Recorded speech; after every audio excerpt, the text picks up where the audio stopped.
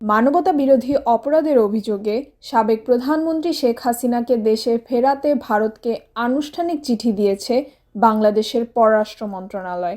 সোমবার ভারতের পররাষ্ট্র মন্ত্রণালয়ের মুখপাত্র রণধীর জয়সওয়াল এ তথ্য নিশ্চিত করেছেন। দিল্লিতে এক ব্রিফিংয়ে রণধীর জয়সওয়াল বলেন, আমি নিশ্চিত করছি আমরা বাংলাদেশ হাই কমিশনের কাছ থেকে প্রত্যর্পণের একটি আনুষ্ঠানিক চিঠি পেয়েছি, তবে এ বিষয়ে আমরা মন্তব্য করতে চাই না।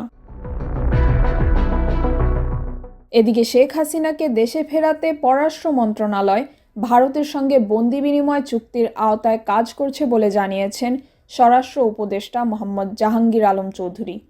পিলখানায় বিজিবি দিবসের এক অনুষ্ঠানে তিনি বলেন, বন্দি বিনিময় চুক্তির মাধ্যমেই শেখ হাসিনাকে দেশে ফিরিয়ে আনার প্রক্রিয়া চলছে।